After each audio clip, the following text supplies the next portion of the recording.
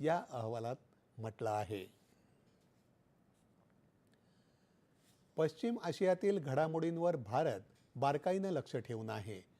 आखाती प्रदेशातील देशांशी संपर्क साधत असून पंतप्रधानांच्या निर्देशानुसार देशाची ऊर्जा सुरक्षा मजबूत करण्यासाठी केंद्र सरकारचे मंत्री आखाती देशांना भेटी देत आहेत, असं परराष्ट्र मंत्रालयाचे प्रवक्ते रणधीर जयस्वाल यांनी सांगितलं. पश्चिम आशियातील घडामोडींच्या पार्श्वभूमीवर घेतलेल्या आंतरमंत्रालयीन पत्रकार परिषदेत ते आज बोलत होते.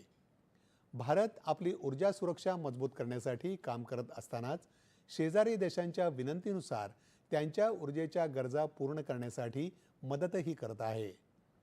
पेट्रोलियम मंत्री हरदीप सिंग पुरी कतारच्या दौऱ्यावर आहेत. कतार हा महत्त्वाचा ऊर्जा पुरवठादार आहे.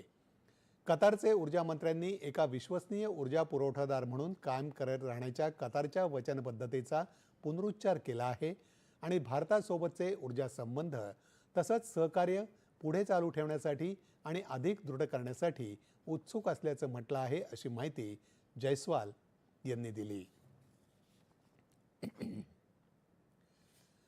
वाढत्या मागणीच्या काळात अखंड वीज पुरवठा सुनिश्चित करण्यासाठी सरकारनं कोळसा आणि रेल्वे मंत्रालयांसोबत एक सक्रिय आणि समन्वित दृष्टिकोन अवलंबला आहे, अशी माहिती केंद्रीय ऊर्जा मंत्रालयाच्या औष्णिक विभागाचे अतिरिक्त सचिव पीयूष सिंग यांनी दिली.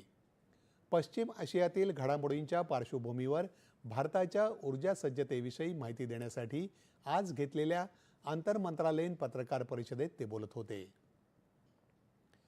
वीज पुरवठ्याची विश्वासार्हता आणखी वाढवण्यासाठी औष्णिक, सौर, पवन आणि जलविद्युत क्षेत्रांमध्ये पुढील 3 महिन्यात अतिरिक्त 22,000 मेगावॅट ऊर्जा क्षमतेचं नियोजन आहे, असं त्यांनी सांगितलं.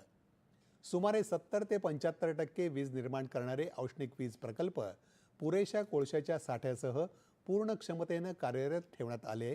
त्यामुळे ऊर्जेच्या वापरात वाढ होऊन 245 ते 250 गिगावॅटची सर्वोच्च मागणी पूर्ण करण्यास मदत झाली, असं ते म्हणाले.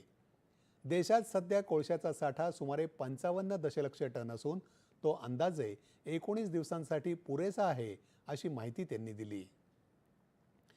घरगुती LPG सिलेंडरचा पुरवठा सामान्य असून ऑनलाईन बुकिंग सुमारे 98% पोहोचला आहे. शिवाय 92% LPG वितरण आता OTP पडताळणीद्वारे केलं जात आहे. त्याचप्रमाणे व्यावसायिक LPG पुरवठा 70% पूर्ववत करण्यात आला आहे, अशी माहिती पेट्रोलियम आणि नैसर्गिक वायू मंत्रालयाच्या सहसचिव सुजाता शर्मा यांनी या पत्रकार परिषदेत दिली. होर्मुझच्या समुद्रधुनीतून प्रवास करणाऱ्या जहाजांवर